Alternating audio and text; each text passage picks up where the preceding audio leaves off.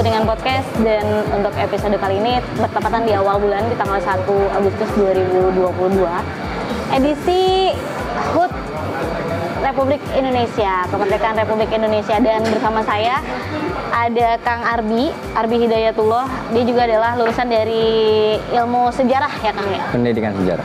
Pendidikan sejarah, ilmu pendidikan sejarah, dan mengeluarkan buku yang sekarang ini nanti rilisnya pas momen mau kemerdekaan ya, tanggal 16 Agustus. Jadi dia adalah salah satu sejarawan Kuningan, Pituin Kuningan, baru aja menelurkan sebuah buku namanya Sejarah Desa Ciwaru dari Masa ke Masa. Jadi kalau misalnya selama ini Ciwaru terkenal dengan daerah yang dari pawetanan dengan segala macam, tapi kita harus lebih tahu nih sejarahnya seperti apa bersama Kang Arbi. Iya. Kumaha sehat Kang Arbi? Alhamdulillah, Teh Andin. Hatur nuhun. Berarti baru lulus ya berarti kemarin? Lulus 2019 sebenarnya. Baru lulus 2019. Berarti udah 2 tahun. 2019 akhir tuh lulus. Sekarang 2 tahun setelah lulus gitu. 2 tahun setelah lulus. Ya. Dan buku itu ditulis kapan nih Kang? Sebenarnya buku Sejarah Desa Ciwaru dari Masa ke Masa itu lanjutan dari penulisan karya ilmiah skripsi saya teh. Dulu waktu skripsi saya mengangkat sejarah lokal, sejarah perpindahan keresidenan Cirebon dari ke Desa Ciwaru. Terus saya pas setelah lulus itu dipercaya nih jadi ketua Karang Taruna Desa Ciwaru. Makanya lahirlah keinginan untuk melanjutkan penulisan sejarah Desa Ciwaru secara global dari awal berdiri hingga pada masa revolusi kemerdekaan Indonesia. Jadi kayak gitu. Dan itu berarti mulai berdiri sampai sekarang, kalau misalnya hitung-hitung udah berapa tahun tuh sejarah Desa Ciwaru? Secara kewilayahan adanya Desa Ciwaru itu dari abad ke-16 teh. Berarti sudah berapa abad tuh. Tapi kalau dari Ciwaru dijadikan desa secara administratif itu sudah 172 tahun. Jadi di tahun 1850 Ciwaru itu dijadikan administratif di bawah pemerintahan Kabupaten Kuningan.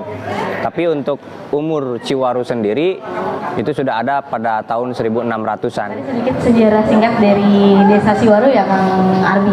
Jadi kalau misalnya berarti dari 2019 Kang Arbi bikin buku sejarah Desa Ciwaru? Iya. Sampai sekarang? 2019 sampai 2020 itu penelitian di lapangan teh. Karena saya sendiri melakukan penulisan buku sejarah itu kan sebelumnya ada proses penelitian di lapangan itu. Saya pakainya penulisan ilmiah, jadi bukan menuliskan sejarah desa itu, bukan menuliskan secara fiksi atau didongengkan gitunya, tapi saya tulis secara ilmiah. Maka dari itu sebelumnya harus ada penelitian pakai metodologi penelitian gitu. 2019 sampai 2020, baru tahun 2021 sampai tahun 2022 itu saya mulai melakukan penulisan. Sebelumnya ada kritik sumber dulu, sumber yang saya dapat, buku-buku sejarah, naskah-naskah sejarah, dari wawancara dan lain sebagainya saya kumpulkan, saya analisis, kemudian baru dituliskan di tahun 2021 pertengahan sampai tahun 2022 ini gitu. Dan di sini saya baru tahu nih bahwa dari maskot dari Ciwaru itu tuh adalah Munding Sirang ya? Munding Sirang. Ya. Munding Sirang tuh apa Kang Arbi? Secara kesejarahan, Munding Sirang itu kalau perspektif masyarakat kan kerbau berwarna putih, itu artinya kerbau berwarna putih, munding itu kerbau, ya sirang itu putih kalau menurut masyarakat. Tapi ada lagi setelah saya gali-gali informasi, saya gali-gali sejarahnya, ternyata ada yang menyebutkan bahwasanya Munding Sirang ini sebuah ajian yang dimiliki oleh Buyut Entol Dipawana, satu dari 2 tokoh kerajaan Mataram Islam yang membuka lahan menjadi wilayah Ciwaru, dan itu mempunyai ya ajian sakti seperti itulah. Cuma memang secara logikanya Munding Sirang itu ya kerbau berwarna putih itu milik Buyut Entol di Pawana, seperti itu. Dan ada nama Ciwaru itu berarti waru itu dari nama pohon ya? Dari Pohon waru. ya dari nama pohon, karena sampai sekarang pun pohon waru di desa Ciwaru itu masih cukup banyak, yang pada zaman dulu dipercaya paling banyak digunakan oleh masyarakat untuk banyak hal, untuk membuat rumah, untuk dan lain sebagainya, alat-alat peralatan dapur seperti itu. Jadi itu di sepanjang 3 aliran sungai yang ada di desa Ciwaru, pohon waru itu banyak berjejer. Makanya pada awal berdirinya dari Kampung Balong Parencak menjadi wilayah Ciwaru itu diambil dari kata nama pohon itu. Wilayah Parencak berarti banyak pohon waru. Sampai sekarang masih ada nggak pohon-pohon itu? Masih ada. Cuma memang tidak sebanyak dulu gitu, karena pembukaan lahan yang luar biasa itu dijadikan pemukiman. Jadi ya, pastinya agak berkurang juga gitu. Nah, itu tadi sedikit ngobrol soal berdirinya desa Ciwaru. Nah, Kang, kita karena narasumber kita ada 2 nih, ada Kang Rana Suparman, atau kalau misalnya anak pramuka bilang Kak Rana. Oh, gitu. Beliau juga adalah seorang ketua paguyuban Pasundan. Kita sapa dulu Pak Kang Rana. Kang Rana, boleh mungkin bisa kita terusin lagi. Kang Rana ini adalah selain ketua paguyuban Pasundan juga adalah anggota DPRD Kabupaten Kuningan. Juga beliau dikenal juga seorang budayawan dan budayawan yang paling terkenal lah, pokoknya yang paling hits gitulah di Kabupaten Kuningan. Tapi nyurup bae dan ngebon ya Kang ya. Dan kita tema kali ini bersama Kang Rana adalah tentang cita-cita dan keinginan dari para leluhur, sejarah warisan leluhur di Kuningan itu ya Kang sendiri. Itu ada nggak sih Kang histori di tanah Pasundan ini untuk cita-cita leluhur sendiri itu? Baik, terima kasih. Assalamualaikum warahmatullahi wabarakatuh. Sampurasun. Yang saya hormati host atau apa namanya? Masyarakat Kuningan. Masyarakat Kuningan dan juga kawan kita Kang Armi, yang mana saya sudah sedikit membaca materinya. Saya apresiasi, bangga bahwa di Kuningan sekarang sudah anak-anak muda sudah mempunyai produk pemikiran, dan ini sangat luar biasa. Dan menurut saya bahwa ini juga salah satu cita-cita leluhur sebetulnya. Cita-cita leluhur itu incu putunya, keturunannya itu mampu memformulasikan pemikiran dalam tulisan sebetulnya. Dan saya secara pribadi apresiasi, bangga bahwa generasi muda sekarang bisa membuat sebuah karya tulisan, dan ini bisa diikuti oleh kecamatan-kecamatan lain. Tidak hanya kalau Ciwaru, mungkin karena Ciwaru punya sejarah yang cukup panjang dari mulai pergeseran ke presidenan, mendapat kepercayaan kawasan saat itu. Mungkin tinggal indikator-indikator dari apa alasan presidenan ketika harus pindah pilihannya ke Ciwaru. Mungkin nanti juga kita lihat dari aspek tata ruang, kultur masyarakat, dan kepedulian masyarakat saat itu sangat mumpuni dan membackup posisi bergesernya kepresidenan karena darurat saat itu ke Ciwaru. Berarti di Ciwaru ada sebuah kultur yang sangat luar biasa mendukung terhadap eksistensi perjuangan kemerdekaan, kan gitu. Jadi jiwa kepatriotannya sudah diperhitungkan dulu oleh para petinggi-petinggi atau elit-elit politik saat itu, kan gitu. Sehingga jatuh pilihan ke Ciwaru. Yang selanjutnya bahwa karena kita juga kebanggaan itu ternyata ditindaklanjuti oleh incu putunya, oleh keturunannya. Nah, ini yang luar biasa sebetulnya. Dan ini berharap tidak hanya di Ciwaru ya, 32 kecamatan mungkin besok bikin buku semua. Amin. Baik itu berproses dari pemekaran, terus potensi alam itu bisa diformulasikan dalam buku-buku atau tulisan. apresiasi Kang Arbi, Siap. bangga saya. Makasih, Pak. Karena merasa lahir lebih dulu mungkin ya. Ya. Saya bangga dan ajak mungkin yang lain untuk teman-teman yang ada di 32 kecamatan untuk sama-sama berproses pembuatan buku-buku kecamatan sehingga nanti potensi-potensinya bisa dikenal. Dan ini kekayaan dan ini cita-cita leluhur kita. Cita leluhur kita. Jadi leluhur kita punya cita-cita. Nah, cita-citanya adalah bagaimana sistematika berpikir kita ini terkoneksi dengan sistematika berpikir leluhur. Nah, Kuningan ini kan sudah tercutat ya, terabsen namanya di Bujangga Manik, gitu. Ngalalar ngaing kakonam kan gitu. Kuningan kungaing geus ditinggalkeun kan gitu. Jadi Kuningan sudah diabsen di fase Bujangga Manik, nama pun sudah ada. Dan kalau kita juga melihat prosesi dari mulai abad ke-1 berdiri kerajaan Salakanagara yang ibu kotanya ada di Pandeglang, Banten, terus 5 abad kemudian di abad ke-5 bergeser menjadi kerajaan Kendan, kan berarti dinamika politik politik di abad ke-5 itu cukup tinggi sehingga mengalami masa amruk. Nah, terah dari kerajaan Salakanagara ada yang dinikahkan kepada tokoh dari Kamandalaan Kendan, namanya Manikmaya. Nah, lalu Manikmaya punya anak namanya Suraliman. Nah, Suraliman ini konon katanya menghabiskan usianya itu di Layuwatang. Layuwatang itu Kuningan. Dari Trijaya, nama kan ada Trijaya, berarti tiga titik lempengan bumi yang nanti ketemu di Sanggabuana di Sukabumi. Nah, berarti di sini ada lempengan batu yang menahan bumi kita. Nah, di sini menjadi titik sentral yang harus dijaga, sehingga orang tua kita Suraliman memilih menghabiskan masa hidupnya di Layuwatang. Karena orang tua kita itu dulu jangankan hidup, meninggal pun pingin bermanfaat gitu. Pingin bermanfaat. Jadi memang dasar pemikirnya cukup mulia banget karena dorongannya adalah dharma, kan gitu.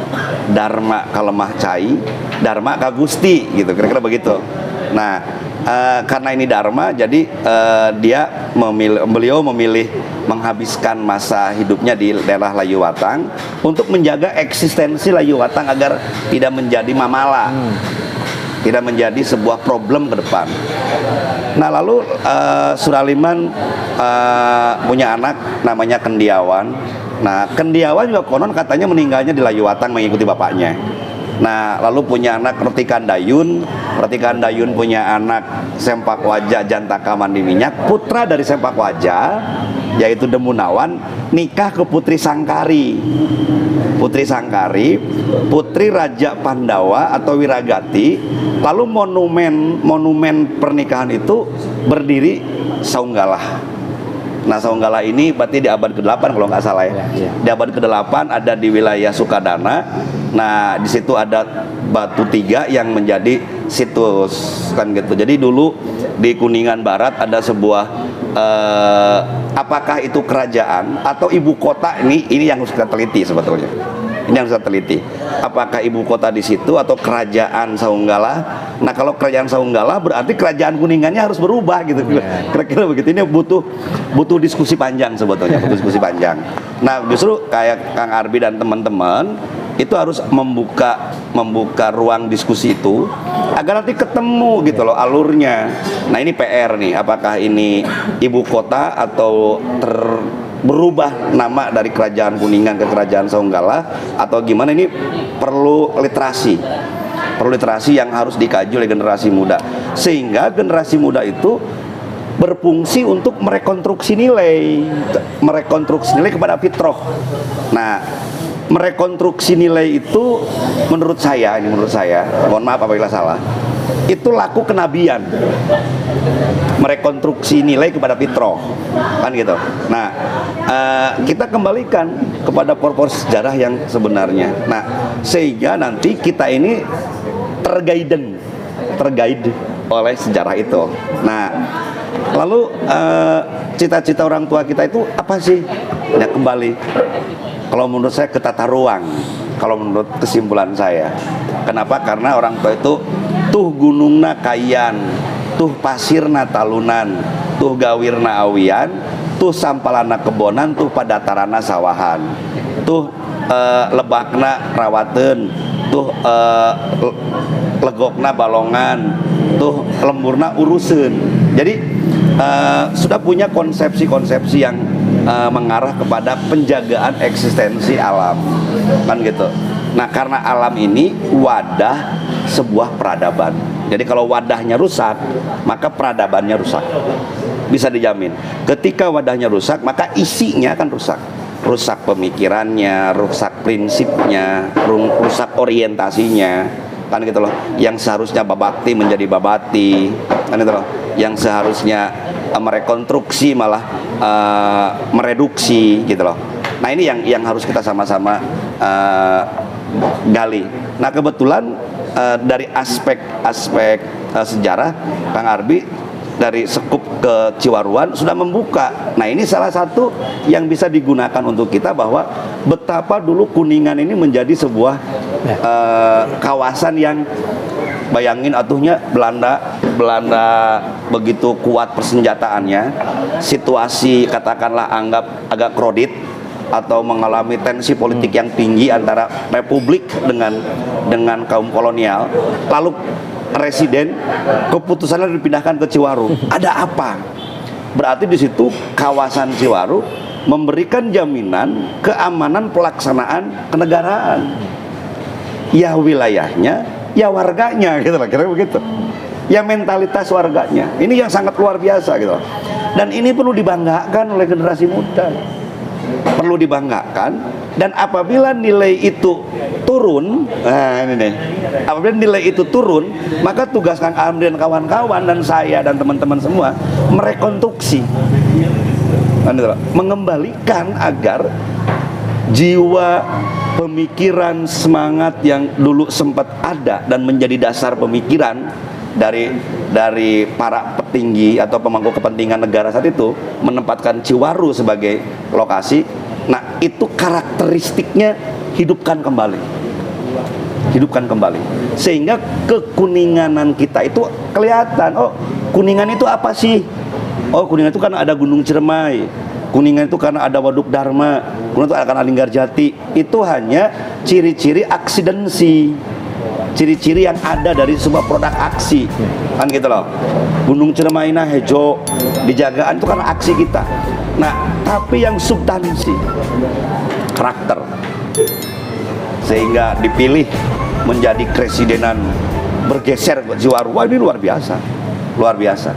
Nah, pertanyaan, kegelisahan Kang Amri, apakah nilai, karakteristik, sistematika berpikir, kebersihan jiwa itu masih ada sekarang yang menjadi dasar Ciwaru menjadi sebuah pilihan kepresidenan? Kalau itu masih ada, berarti Kuningan akan lebih baik, kan gitu. Kenapa? Karena Kuningan ini sebuah tatanan pemerintahan harus jalan, kontrol dari masyarakat harus jalan. Nah, kontrolnya juga harus objektif. Jangan sampai kontrolnya subjektif. Nah, kekurangannya apa, solusinya apa, kemampuan Kuningannya apa. Nah, pertanyaannya adalah, apakah masyarakat ini sudah tahu kelebihan dan kekurangan Kuningan sehingga bisa memberikan kontrol yang objektif? Nah, ini harus perlu kajian. Nah, kajian ini dilakukan oleh generasi muda. Nah, sehingga kesempatan waktu, originalitas pemikirannya juga masih fresh, objektivitasnya masih tinggi. Kalau saya kan sudah berbau dengan kepentingan politik, kalau gitu. Nah, jadi punya cita-cita. Nah, cita itu adalah cita-cita untuk menjaga eksistensi tata ruang sehingga peradaban bisa tertopang. Nah gitu. Nah jadi tata ruang Kuningan, hulu ini dari mana batasnya? Jelas kalau gunung katanya tetangga negara ya Kang ya. Gunung itu tetangga negara. Itu ada di dalam Raja. Ari Gunung Cermai Teraden tetangga negara mana ada gitu loh. Itu di Raja Nataan Gunung. Nah, itu tetengger. Nah, berarti gunung sebagai hulu. Nah, nyampe mana nih hulu ini? Nah, nanti tengah adalah kawasan penyangga.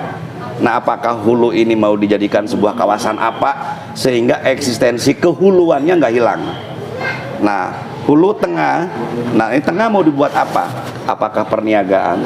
Yang jelas bahwa tengah ini belum masuk ke ruang industrialisasi. Nah, kalau hulu menjadi penyuplai kebutuhan dasar, yaitu hidrogen dan oksigen, yang diproduk oksigennya dari tumbuhan endemik, lalu berfungsi juga sebagai kawasan serapan untuk mendaur ulang hidrogen. Nah, nanti di tengah itu adalah kawasan pasar. Berarti kawasan industrialisasi itu ada di kawasan hilir dari daerah Luragung ke wilayah timur. Tinggal nanti kebijakan pemerintah, kebijakan negara membuka akses.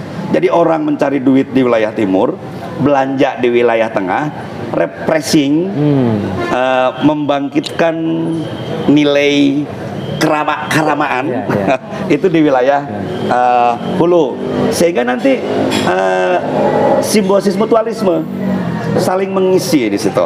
Nah, itu tata ruang. Nah, itu cita-cita mencoba untuk menggali mungkin cita-cita ke sana lah leluhur kita ini. Jadi leluhur kita ini bukan sebuah fase peradaban yang tidak punya konsepsi untuk meninggalkan kepada generasi penerusnya, justru sudah disiapkan dengan konsepsinya. Maka ada istilah Sunda usik ku obahna zaman, Sunda disarambat, Sunda ngahampura, Sunda memeres zaman. Jadi kenapa Sunda usik ku obahna zaman? Ketika zaman mengalami sebuah prosesi kebijakan yang tidak jelas, maka Sunda usik di situ. Sunda disarambat karena punya konsepsi. Ari disambat teboga konsep rek naon gitu. Rek naon disasambat ari teboga konsep mah. Nah, baru di situ memeres zaman. Nah, berarti memeres zaman itu modalnya sudah kuat, konsepsinya kuat. Modalnya kan sumber daya manusia. Berarti warganya mempunyai ketaatan yang luhur untuk menjaga lemah cai, palemahan jeung pangcayanana gitu. Kira-kira itu kalau menurut saya gambaran singkat, gambaran besar dari cita-cita. Intinya bahwa pembuatan buku Ciwaru itu salah satu bagian dari cita-cita leluhur, kan gitu. Dan itu harus ditularkan kepada generasi muda yang lain di kecamatan-kecamatan lain, kan gitu loh. Jadi tugas Sang Amri itu jangan sampai hanya di Ciwaru, Om. Nah, gitu Mang. Jadi kudu emang ditularkan ke kecamatan lain sehingga nanti aset Kuningan ini kelihatan dari produk pemikirannya. Itu salah satunya dari saya. Makasih. Tukang, mudah-mudahan ditularkan dan mungkin harus ada kemauan juga dari generasi muda juga ya kan, yang lainnya. Siap. Kelak Nanang. Tadi kikituan naon tadi ngomong naon? Tadi kikituan. Mic-nya dipegang Farana aja. Oh.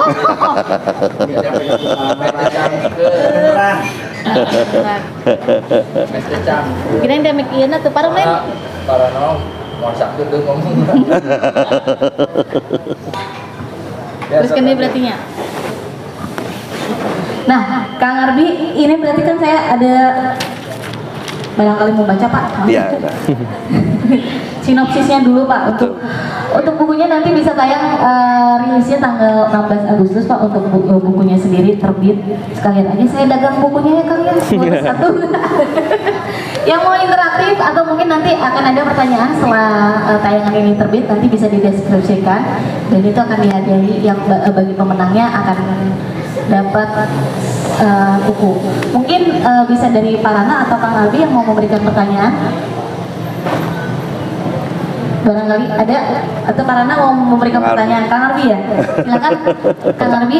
Bukan pertanyaan mungkin ya, saling mengisi lah. Saling mengisi.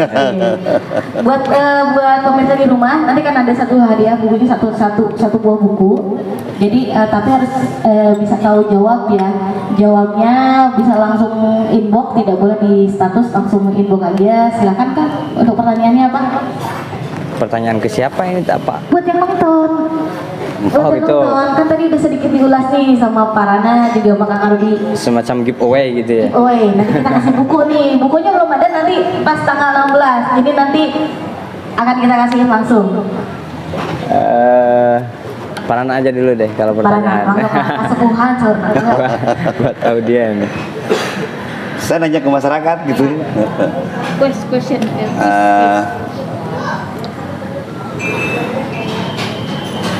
Nanya buat quiz aja Pak. buat awes kota quiz ya.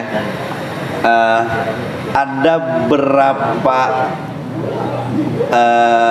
titik daerah yang tercantum di dalam naskah Bujangga Manik yang sekarang menjadi wilayah Kabupaten Kuningan?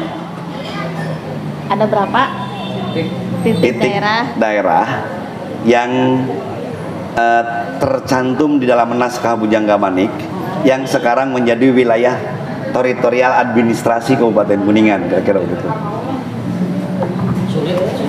Bisa? Baik, yang nanti kalau misalnya bisa akan mendapatkan hadiah kulkas 8 pintu ya. Pantan apa ya? Mungkin kalau untuk para pecinta sejarah pasti bisa ya Pak ya. Kalau misalnya untuk jawaban Ya, jawabannya bisa minggu depan lah kira-kira. bisa minggu depan. Boleh dibaca-baca dulu karena Dibaca-baca dulu. karena ini akan kita berikan nanti pada tanggal 16 Agustus edisi hari kemerdekaan Indonesia, dan bukunya langsung ditandatangan oleh penulisnya sendiri ya Kang Arbi. Siap. Kang Arbi mau ada lagi mungkin pertanyaan? Kalau pertanyaan nggak ada ya udah. Nggak ada ya, baik Kang. Dari tadi juga ini agak soal sejarah lagi Kang, mungkin untuk pertanyaan dari untuk Kang Arbi. Sejak kapan akan menggeluti soal kesejarahan sehingga bisa nulisin ini nih? Jadi kenapa sih tertarik nulis sejarah nih? Karena kan menurut Kang Arbi ini manusia langka ya, manusia barang. Agak-agak generasi muda, siapa sih yang pengen mau sejarah, mendingan orang mau tiktokan ya Pak ya. Nah gitu. Kenapa sih pengen menggeluti gitu? Tertarik dengan sejarah? Oke. Yang pertama karena saya masuk kuliah itu ke jurusan pendidikan sejarah, Teh Andin. Saya belajarnya barangkali lebih saat itu juga gitu, pada saat saya masuk ke pendidikan sejarah di Universitas Siliwangi, Pak. Nah, kemudian dari sana sebenarnya kalau mulai menulis itu sudah dari tingkat 3. Tapi sejak menulis sejarah itu saya baru pertama kali sejarah Ciwaru ini yang pertama kali. Yang sebelumnya saya nulis buku itu nulis fiksi. Ada novel, cerpen, paling tidak esai kalau ilmiahnya. Di seputar itu saja. Nah, karena memang saya merasa tanggung jawab setelah saya pulang dari Tasik ke Kuningan, saya tinggal di Ciwaru, saya kembali lagi ke desa saya, ada rasa tanggung jawab yang muncul. Kenapa saya belajar sejarah tapi tidak menguak kesejarahan secara lokal saja dulu gitu Pak. Makanya saya mulai mencoba menulis. Ditambah saya meneruskan penulisan skripsi dulu yang saya mengangkat itu sejarah perpindahan Kepresidenan Cirebon ke Desa Ciwaru. Tapi pada skripsi tentu saja hanya dalam satu tema tersebut. Makanya saya meneruskan penulisan sejarah Ciwaru itu dari mulai adanya wilayah Ciwaru sampai pada masa revolusi kemerdekaan Indonesia, sampai pada masa pemberontakan DITI di Kabupaten Kuningan. Mungkin mulainya dari sana, dari bangku kuliah mungkin teh gitu. Bangku kuliah ya, bukan bangku DPRD mungkin ya? Karena di sini ada yang sudah. Itu ada Parana, sama Pak Deki itu. Ya, Pak Deki juga. Untuk mempelajari itu berarti kan berapa tahun gitu? Dan Kang, soal ngomong-ngomong soal bangku legislatif nih Kang nih yang sekarang tadi ngomongin soal tata ruang kan kemarin juga sempat hits ya, beritanya juga viral tadi. Akang bilang bahwa bakti kalemah cai yang tata ruang leluhur itu tuh seperti apa Kang? Apakah sekarang udah seperti yang diinginkan oleh Pak Leluhur atau malah berbeda jauh gitu? Mungkin bisa dijelaskan Kang. Seperti yang tadi saya sampaikan bahwa sebetulnya kan sudah harus ada bahasa begini, hamo dibasa lamun can disaba, tebenang dibasa lamun can disaba.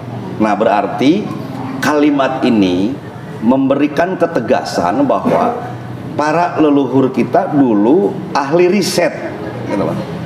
Kalau zaman sekarang riset. Jadi semua uji lapangan. Nah sekarang ini kita belum bisa melakukan penetapan kawasan. Batasan tertinggi di hulu itu nyampe mana sih pemukiman itu gitu loh. Nyampe mana yang diperbolehkan untuk menjadi kawasan pemukiman. Nah dari hulu ke ujung hilir hulu gitu loh. Ada ujung hulu, hilir hulunya di mana nih? Ini belum ada penentuan kawasan. Nah terus ada kawasan tengah.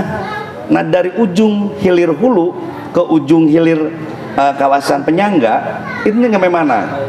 Sehingga nanti kawasannya bisa dilihat. Nah nanti dari ujung penyangga, ujung hilir penyangga ke ujung kawasan hilir perbatasan Kuningan dengan wilayah Jawa Tengah, dengan Cirebon di sebelah timur. Nah itu baru saya tetapkan. Nah titik nol Kuningan saja bisa diputusin. Masa ini nggak bisa? Nah begitu. Nah nanti rekomendasi yang bersifat industrialisasi itu bisa diselesaikan di wilayah timur.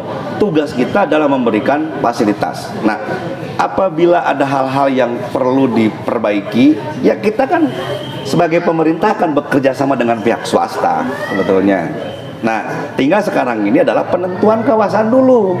Jangan sampai hulu itu nanti dikooptasi oleh kaum korporat untuk kaum pemilik modal, lalu dia seenaknya melakukan industrialisasi di kawasan hulu. Efek gitu loh maksudnya, hanya efeknya saja ini yang efeknya berat ini. Satu, oksigen jelas akan terganggu, hidrogen jelas akan terganggu gitu loh. Kan kebutuhan peradaban di situ. Nah kalau seandainya itu sudah ditetapkan, ya berarti kita sudah mempunyai rancangan. Nah lalu kita tarik, apakah sekarang sudah ada potret itu? Nah kita lihat Palutungan sampai hari ini kan belum ada industri, ya, baru ada tempat-tempat seperti inilah, kafe, tempat ngopi gitu loh. Nah nanti kita bisa ukur sebetulnya dari jumlah kawasan yang ada berapa yang sudah dipelesterisasi. Nah itu kan juga berpengaruh, pemukiman berapa, daya serap air berapa gitu lah, kira begitu. Nah tapi kalau mau ngukur gunung ya jelas itu sih nggak perlu lagi dijadikan rumusan ya, karena kefungsian sebetulnya. Nah tinggal kita lihat sekarang ini berapa industrialisasi yang ada di kawasan hulu. Nah pertanyaannya, mau menentukan hulu aja belum ada batasan, itu persoalannya gitu loh. Jadi apakah industri-industri ini sudah mengganggu tata ruang hulu atau tidak?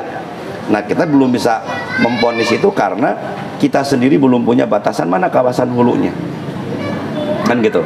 Mana kawasan yang tidak boleh diganggu dan kita anggap versi kita sakralkan bahwa ini jangan diganggu dong. Ini kan untuk menopang peradaban, gitu, kan begitu. Nah nanti kalau itu sudah ditentukan kawasannya, ya baru kita bisa lakukan penilaian ya, kan gitu. Ya sekali lagi lah, nanti mungkin Kang Arbi dan kawan-kawan bisa bergeser dari sejarah, nanti guidance tokoh-tokoh muda di kecamatan dan bikin buku kan, nanti tercatat. Kalau kita udah meninggal juga kan dikenang orang karena ada produknya gitu loh, karena begitu. Manusia meninggal meninggalkan karyanya ya? Tulisannya mau di Facebook mau apa nggak apa-apa lah, yang penting udah belajar menulis gitu loh, daripada aja tulisan di kertas cinta saja kan, kira-kira loh, kira-kira gitu. Cinta. Nah, tapi kalau kita dituntut apakah kondisi sekarang ini sudah sesuai tata ruang? Ya kita belum mempunyai tolak ukur yang jelas. Jadi putuskan dulu tata ruang hulu mana mau diperlakukan seperti apa, tata ruang penyangga nyampe mana, mau diperlakukan seperti apa, lalu hilir seperti apa dan belakang apa. Contoh Kuningan, ada tengah kota, ada utara pariwisata, ada timur misalnya pertanian Palagung, ada kawasan barat hortikultura dan sayuran, ada selatan hasil hutan dan peternakan. Nah, kalau seandainya kebutuhan pangan sudah teridentifikasi, tinggal pembagian wilayah mau yang mana. Nah, itu tata ruang. Tata ruang itu perlakuan kita kepada kawasan pemukiman, kawasan jalan, kawasan industri, kawasan das, kawasan kebun, hutan, ladang, sawah, semua diperlakukan dalam tata ruang. Itu mungkin garis besarnya. Kalau dalam dari Sunda sendiri Pak, seperti apa sih Pak untuk ngayinin alam gitu, kayak ngebakti ke macai, itu teh artina naon gitu teh Pak. Terus buyut, kabuyutan segala macam. Kan karena Parana tuh sering kalau kita ngobrol nih ya Kang sama Parana nih. Babakti kalau macai, terus orang non itu teh kabuyutan gitu segala macam. Dan tadi juga Rajah juga ada kan, walau Gunung Cermai berarti kan apa tadi teh kerajaan. Jadi sentralnya kan berarti selama ini betapa pintarnya leluhur kita ya tahu bahwa sampai sekarang pun oksigen di Cermai itu diincar gitu kan menjadi penyangga di daerah sekitarnya. Itu kalau dari Sundaan gimana Kang? Kalau misal dari Paguyuban Pasundan sendiri itu melihat itu seperti apa Pak? Kita melihat bukan dari perspektif paguyuban ya, cuman saya sebagai orang Kuningan yang mencoba untuk menggali-gali, melihat dari beberapa naskah atau literasi tentang sejarah, atau saya sebetulnya bukan budayawan, saya masih Sikabayan lah kira-kira begitu. Kalau jadi seorang budayawan agak cukup berat ya, karena harus satunya hati, kata dan perbuatan, kira-kira begitu. Saya cerita tentang nilai-nilai leluhur yang maha agung, maha lurus dulu ya, dedehannya ahan kan saya mah belum tentu begitu kan gitu loh. Saya masih suka main pelihara ayam kan gitu loh, kadang-kadang ayam suka berantem sendiri gitu loh, kira begitu. Nah, apakah itu sudah mencerminkan nilai keluhuran dan rasa asih saya, kan belum tentu gitu loh. Nah, kalau saya dianggap sudah mencoba untuk mengkristalisasi nilai dan mengspiritualisasi nilai leluhur, saya masih jauh. Maka saya kalau dibilang budayawan agak cukup keberatan ya. Ya anggap Sikabayannya saja kita. Memang miripnya sama Bapak Didi Petet tuh dulu waktu di Sikabayan. Saya Sikabayan mencari janda atau gimana kira begitulah ya. Tapi kalau misalnya ada audiens ini ada yang nonton juga nih Kang, mungkin ada yang mau bertanya sama Kang Rana sama Kang Abi, boleh. Barangkali Kang Dani juga mau ikut melontarkan pertanyaan, mungkin silakan Kang Dani. Mungkin ada salah satu di sini audiensi juga yang mau ikut bertanya, boleh.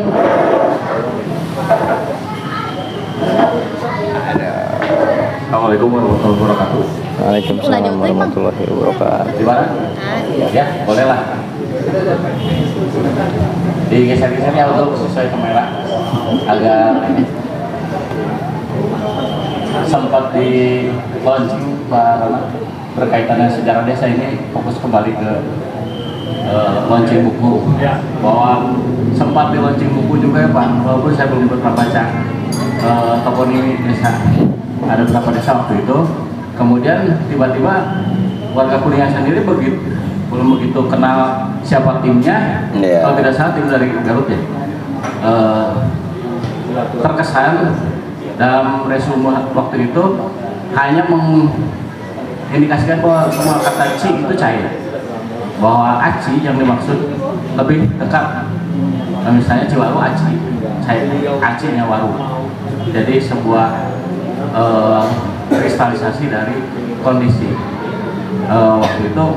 Nah, berkaitan dengan pengembangan buku-buku di desa lain juga, apakah sempat kemarin katanya baru matahari luas budaya, walaupun belum kita lihat ya jumlah bisnis seperti apa dan praktisnya.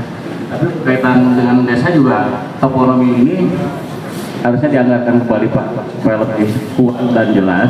Semua orang membuat sejarah desa itu juga atas nama ini apakah merupakan pemerintahan desa atau nama asli desa, itu kan harus sudah mulai jelas terdata di database pemerintahan terutama. Karena kita lihat dari tahun jebol sampai sekarang, sejarah Kuningan ini walaupun banyak masukan, banyak perkembangan dan sebagainya, masih stagnan untuk konten sejarahnya. Pertama menjelang hari jadi Kuningan ini diharapkanlah punya warna baru. Kemudian konten-konten yang tidak jelas juga. Di setiap desa sudah ada bobarit setiap malam Pak. Misalnya menjelang hari jadi ada bobarit di mana syukuran, di mana ada raja, ada tawasulan atau arati di Kuningan. Tetapi belakangan perayaan hari jadi juga unik, menghambur-hamburkan makanan dengan sebutan. Ini juga kan kalau tidak selesai antar berjalan sejarah, tradisi dengan konten lah. Ini mungkin yang minta pelurusan, kemudian penegasan kembali, atau mungkin ya pokir-pokir belakang di akhir jabatan mungkin Pak lebih ke arah kebudayaan untuk mempertahankan dan memperjelas identitas Kuningannya Pak. Kita lihatlah di Kuningan kota sendiri belum banyak buku-bukunya di kecamatan Kuningan lah. Apakah memang ini perlu kolektif dari anggota dewan, kemudian dari masyarakat, ataupun tokoh siapa yang harusnya diajak bicara Pak? Karena semakin besarnya pembangunan jalan baru dari Ancaran ke ini juga akan merubah budaya yang mungkin lebih banyak pendatang-pendatang yang memukim di perumahan-perumahan baru, barangkali nanti kan akan lebih mengancam pada eksistensi kebudayaan lokal sebetulnya di satu sisi dengan perkembangan ini. Ya mohon lebih singkatnya mungkin penegasan kembali Pak untuk penataan data-database kesejarahan Kuningan terutama untuk desa-desa. Terima kasih. Jadi pertanyaannya atau Toponimi ya. Baik, mungkin nanti tambahkan sama Kang Arbi ya, kita saling mengisi. Yang pertama bahwa ya dulu saya pernah meminta kepada pemerintah daerah agar ada alokasi pembuatan toponimi desa, dan itu disimpan di Marbud ya saat itu. Ada beberapa desa, dan kita juga meminta teman-teman dari Bandung, Garut untuk mencoba menyusun rumusan buku-buku itu, dan alhamdulillah itu sudah ada sebetulnya. Tinggal kalau memang ini dibutuhkan itu diperbanyak dan menjadi daya rangsang kepada desa-desa lain untuk membuat. Jadi jangan ada kan nanti pembuktiannya dari sejarah. Ada desa yang memang desa induk, ada desa pemekaran, semuanya juga harus dibuat gitu loh. Kan ada Undang-Undang Nomor 6 2014 itu ada hak rekognisi dan hak subsidiaritas. Hak subsidiaritas itu kepala desa diberi keleluasaan mutlak untuk membuat kebijakan yang berskala desa. Kan gitu. Nah, lalu rekognisi itu tentang asal usul desa. Kan gitu loh.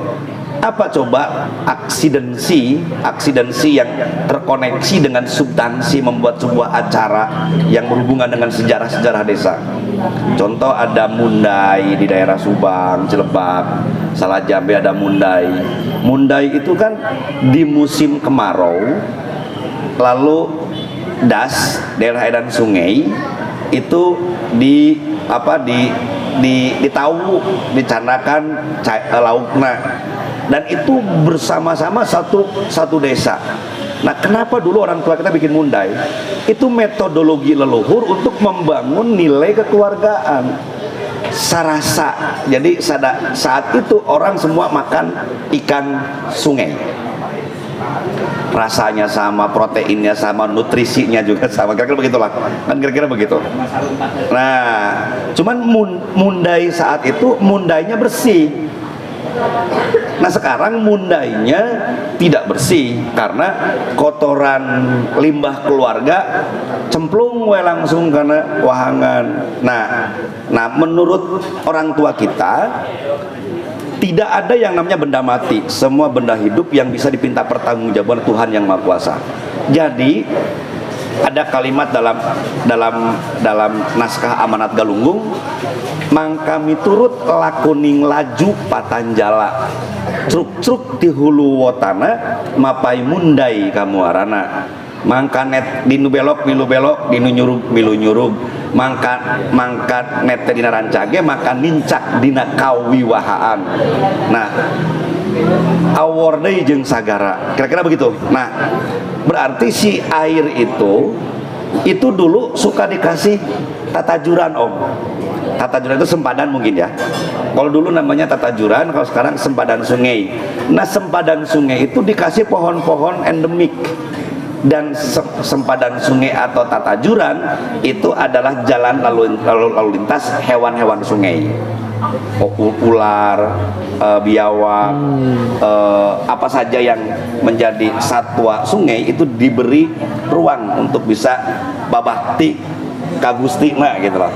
Nah sekarang sudah nggak ada itu, udah nggak ada. Jadi salah satu dari fungsi hak rekognisi itu bisa mengembalikan tata nilai tersebut. Nah, sehingga di toponomi itu bisa menjadi bagian yang tak terpisahkan bahwa kawasan das atau subdas yang ada di desa tersebut, kelengkapan hal-hal seperti itu masih menjadi bagian yang diceritakan. Kira-kira begitu. Nah itu mungkin yang salah satunya. Yang selanjutnya ya mudah-mudahan semua menjadi merekonstruksi kembali lah. Momentum ini menjadi momentum merekonstruksi nilai kepada fitrahnya. Itu mungkin dari saya.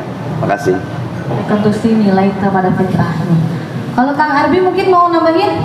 Ayo Kang Arbi. Sedikit. Ayo generasi muda semangat. Nah ini masih mudanya harus. Dong, IG-nya Kang Arbi di mana Kang Arbi? Itu IG-nya sejarawan muda dari anak SMA itu mesti tahu dong. Mana suaranya anak SMA mana? Silakan Kang. Ya mungkin sedikit menanggapi. Saya lebih membahas ke barangkali bahasa kerennya bagaimana membangun peradaban dan kenapa saya berjuangnya di kesejarahan gitu. Saya kalau diskusi sama pemerintahan desa atau dengan orang-orang seperti misalkan kayak Pak Rana, anggota legislatif ataupun yang duduk-duduk di bangku eksekutif juga, kadang saya selalu menyematkan bahwasanya kata-kata percuma pemerintahan mengeluarkan kebijakan sebaik mungkin kalau masyarakatnya tidak didewasakan secara sumber daya manusia. Kasarnya sumber daya manusia kitanya buruk dan budayanya masyarakatnya tidak sadar budaya, itu kadang percuma juga.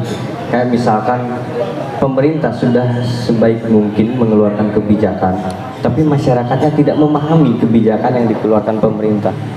Nah, dari hal tersebut yang kemudian menumbuhkan rasa ingin saya berjuang di kesejarahan, saya berjuang di kebudayaan. Karena saya jelas saya belajar sejarah, saya membaca itu Pak tadi sempat disinggung, itu menanggapi juga tadi yang Pak Rana sampaikan bahwasanya kenapa Ciwaru dijadikan pusat pemerintahan Kepresidenan Cirebon dan pusat pemerintahan Kabupaten Kuningan tahun 1947. Di sana yang poin pertama itu karena Ciwaru memiliki letak geografis yang baik gitu Pak ya, di lingkung ku leuweungan, di lingkung ku bukit-bukit, pegunungan gitu. Nah, tapi kemudian yang saya garis bawahi lebih ke poin yang kedua, karena di Ciwaru sebelum proklamasi kemerdekaan 1945 dikumandangkan Bung Karno, Ciwaru itu sudah menjadi basis-basis gerilyawan, pejuang-pejuang yang melawan VOC pada zaman dulu, kemudian masuk zaman Jepang itu sudah melakukan gerilyawan. Jadi betul jika tadi dikatakan kenapa di Ciwaru kalau letak geografis doang Pak, atau desa nulain oke loba gitu nyamanya ada di lingkung gunung-gunung mah gitu. Daya dukung lainnya. Ternyata memang masyarakat desa Ciwaru itu sudah setinggi itu rasa nasionalismenya gitu. Nah, tapi kemudian seiring berkembangnya, nah kemudian bisa saya simpulkan maksudnya berarti keresidenan pusat pemerintahan dipindahkan ke desa Ciwaru karena masyarakat desa Ciwaru siap menopang, siap menjaga kedaulatan Republik Indonesia, kedaulatan keresidenan Cirebon. Nah, kemudian saya mencoba menganalisis ke arah sana. Kemudian saya mengikuti perkembangan zaman dari mulai saya kecil sampai saya seusia saya sekarang. Saya melihat khususnya di generasi muda desa Ciwaru saja, karena saya sanggupnya masih sekup lokal itu, belum sanggup ke kabupaten gitu ya Pak ya. Nah, itu kemerosotan luar biasa. Tidak ada saya lihat rasa nasionalisme, rasa memiliki, rasa cinta terhadap tanah air. Jangankan tanah air Indonesia, tanah air desa Ciwaru pun sudah mengurang gitu. Ketika saya dijadikan ketua Karang Taruna desa Ciwaru, saya rekrut anggota itu tidak mau Pak. Nanaonan miluan organisasi, nanaonan miluan Karang Taruna, nanaonan pasti gitu. Nah, akhirnya ada sesuatu yang harus saya bangun dulu. Jadi budaya, sejarah yang mencakup rasa nasionalisme itu bisa membantu mencerdaskan kehidupan bangsa dan menyadarkan, mengembalikan. Kalau tadi dari perspektif kebudayaan yang Parana jelaskan, seolah-olah leluhur kita lebih cerdas, sudah cerdas pada zaman dahulu, mendesain sedemikian rupa bahwasanya agar terjalin silaturahmi antar masyarakat dibuatkanlah budaya yang seperti Ya, itu. salah satunya. Nah, itu dari kebudayaan jelas. Nah, kemudian dari kesejarahan, saya juga mencoba. Saya ngageuingkeun deui gitu, ngageuingkeun masyarakat, ngageuingkeun generasi muda. Ieu Ciwaru di tahun 1847 kuat kali dijadikan pusat pemerintahan Karesidenan Cirebon. Bupati Kuningan lamun datang ke Ciwaru lain datang sebagai tamu tapi balik ke imahna sabab pemerintahan Kabupaten Kuningan baheula ngajedauna di Ciwaru, itu bahasa saya mah Pak ke generasi muda. Jadi saya selalu menyambut pejabat birokrat dari pemerintahan Kabupaten Kuningan dengan kata-kata akhirnya Bapak pulang gitu. Akhirnya Bapak pulang. Saya menganggap mereka itu pulang kembali ke rumahnya karena Ciwaru ini sebagai rumah bagi mereka karena dahulu pernah menduduki Ciwaru gitu.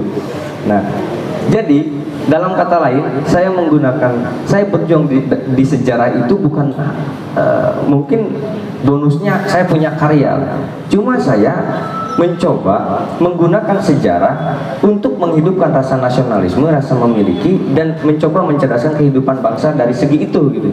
Mungkin dari segi agama ada pihak-pihak lain, dari segi sains ada pihak-pihak lain. Saya bisanya di sejarah, ya saya menggunakan sejarah gitu. Nah, makanya pas dulu di gedung kesenian saya pernah bertemu Pak Rana, ikut forum juga. Itu saya seolah-olah membawa rasa greget bahwasanya saya serupa berjanji tapi bukan bernadar gitu ya Pak. Pokoknya bulan Agustus saya akan menerbitkan buku sejarah desa Ciwaru gitu ya. Akhirnya sekarang saya diundang loh kok sama Pak Rana ini apa lagi hutang saya ini kayak gitu. Ya mungkin saya berjuangnya dari perspektif kesejarahan barangkali seperti itu. Yang mungkin akan membentuk toponomi yang lebih baik juga di Kabupaten Kuningan seperti itu. Itu udah qadarullahnya ketemu sama Parana, karena bukan Parana yang minta, kami yang meminta. Jadi bisa ketemu ya Pak. Udah dipertemukan ternyata sama alam. Dan ini Kang, sebelum kita ke terakhir nih Kang, untuk filosofinya boleh diminum dulu karena tadi kita sebelum ke udah duluan malah kita. Ini cai herang, ini asli dari Gunung Ciremai ya. Gunung Ciremai. Insya Allah ini didoa-doain dulu ya, biar ini adalah air kejujuran. Oh ya. Nah, boleh diminum dulu Kang air kejujuran ya. Makasih ya. Diminum dulu Kang Arbi, nanti ada pertanyaan sedikit untuk Pak Rana biar suasana mencair untuk kali ini ya Kang ya. Kang, ada pertanyaan juga dari tim juga tentang ini jawabnya iya atau tidak ya. Oke. Lebih memilih istri di rumah atau ayam yang ratusan juta Kang? Istri lah. Istri ya. Jadi kalau ayamnya dijual nggak apa-apa.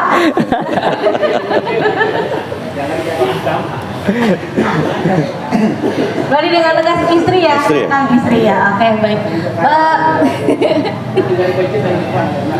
Bener, berarti boleh dibakar harinya boleh nggak?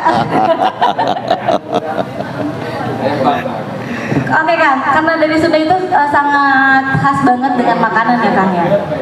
Boleh mendingan pete atau jengkol Kang? Betul. Pete. Pete kenapa suka pete? Karena tidak ada cerita pepeteun, yang ada hanya jengkolen gitu. Baik, satu lagi Kang. Mendingan ulin kaleuweung sama jandang mora, jangan ya. Mendingan kaleuweung sama nugelis apa mendingan main ke mall sama barudak Patanjala? Kaleuweung lah. Kaleuweung. Tapi jangan nugelis Kang. Kumaha eta? Geulis teh geulis leuweungna gitu. Baik, terima kasih Pak Rana, dan satu lagi untuk Kang Arbi. Boleh diminum dulu Kang Arbi ya? Siap. Baik. Kang Arbi udah sama Teta sampai kapan? Waduh. Baru ya. Tadinya mau saya tempatkan sebagai Presiden Jomblo Indonesia. Tapi sayang ada yang ngeliatin ya, mestinya jangan ini. Baik Kang Arbi, diminum dulu airnya. Oke, mendingan belajar sama siswa cantik atau sama siswa cantik tapi supel, atau mengajar, maksud saya mengajar anak yang cantik, atau mendingan yang ganteng? Lebih yang mana Kang? Yang cantik deh. Yang cantik ya. Kenapa yang cantik? Sebenarnya Berarti bolontokan gitu. Enggak, sebenarnya kebanyakan cowok itu nggak suka sejarah, soalnya murid saya. murid saya yang cowok kebanyakan nggak suka sejarah gitu. Sulit diatur juga. Oh, sulit. Berarti kalau wanita itu kebanyakan pada suka sejarah ya? Iya. Karena sering suka diceritakan atau suka dengan rayuan maut Kang Arbi atau? Oh enggak. Lebih tertarik ke sejarah kemerdekaan yang saya rasakan murid-murid zaman sekarang seperti itu. Oh, lebih tertarik ke sejarah kemerdekaan. Oke, kita ending Kang, mungkin ada filosofi untuk pesan untuk generasi milenial terakhir nih, untuk bukan terakhir ya, yang perlu kita lestarikan juga di Kabupaten Kuningan untuk generasi milenial dan semuanya lah, untuk masyarakat Kabupaten Kuningan. Mangga. Baik. Yang pertama, bahwa generasi muda jangan kecil hati, patah semangat, bahwa hari depan adalah milik kita. Yang paling penting adalah ketika kita yakin hari-hari depan adalah milik kita, kita harus tahu cara, acara, tata cara, dan upacaranya, agar semua aspek bisa dipikirkan dan menjadi materi analisis kita, sehingga kita bisa mengenali wilayah kita. Di mana kita tinggal, maka kita harus memahami wilayah kita, tempat kita tinggal, supaya kita tahu arah jalan kemana kita harus melangkah. Karena kalau kita tinggal di sebuah daerah tidak tahu wilayah itu, maka kita akan menjadi komponen yang linglung, tidak tahu arahnya kemana. Nah, salah satunya adalah memahami berbagai macam persoalan, tarik persoalan itu dan bicarakan dengan teman-teman. Toh juga Kang Arbi bisa buktinya. Sepakat Kang Arbi, apakah hari ini masih ada semangat patriotisme yang dulu tumbuh di Ciwaru, sehingga Ciwaru menjadi pilihan untuk menjadi ibu kota presidenan? Apakah nilai-nilai patriotisme leluhur Ciwaru itu sekarang masih ada? Kalau tidak ada, tugas kita untuk menumbuh kembangkannya. Kira-kira begitu. Dan jangan merasa rendah diri, hadapi semua tantangan yang ada, dan kita sudah mendapat kepercayaan hidup di era sekarang, berarti sudah siap dengan segalanya. Itu dari saya. Makasih. Tapi mau nambahin? Luar biasa. Mudah-mudahan itu memang tata cara, berarti ya harus mau menikah juga harus pakai tata cara kan. Kalau dari saya, singkat saja teh. Di Kabupaten Kuningan saya merasa sendirian berjuang menghidupkan atau mewarnai peradaban di Kabupaten Kuningan. Maka yang saya harapkan ada kawan-kawan yang mau ikut berjuang bersama saya dengan landasan ideologis yang jelas, bukan kepentingan pribadi dan masa depan pribadi kawan-kawan. Jadi mulai berjalan bersinergis, ciptakan romantisme kehidupan untuk Kuningan maju di masa depan. Terima kasih. Ciptakan Kuningan untuk maju di masa depan. Dan kalau misalnya satu lagi, kalau misalnya kalian pengen mau ngopi, jangan lupa untuk mampir ke Galeri Kopi. Galeri Kopi berada di Jalan Siliwangi dan ini adalah tempatnya kopi Kuningan yang asik banget ya. Kalau nggak percaya, datang aja ke sini tuh sebelum lampu berem ya atau traffic light. Galeri Kopi. Dan jangan lupa untuk simak di Spotify Kuningan Podcast. Anda bisa langsung mendengarkannya atau di Anchor.fm, itu bisa di tentu yang sama Kuningan Podcast atau di Kuningan Religi pada setiap pekan pertama dan pekan ketiga. Terima kasih Kang Rana, karena ini waktunya sudah, sebenarnya pengen ngobrol panjang tapi karena waktunya udah keburu sore, ini takutnya barang ya Kang ya. Sandai kalanya. Antar nuhun Kang Albi, karena ini Kang Albi rumahnya juga alhamdulillah sebagai pusat Kabupaten Kuningan ya. Mudah-mudahan nggak ada pemekaran wilayah timur ya. Terima kasih banyak, mudah-mudahan menginspirasi untuk kita semua. Wassalamualaikum warahmatullahi wabarakatuh. Waalaikumsalam warahmatullahi wabarakatuh.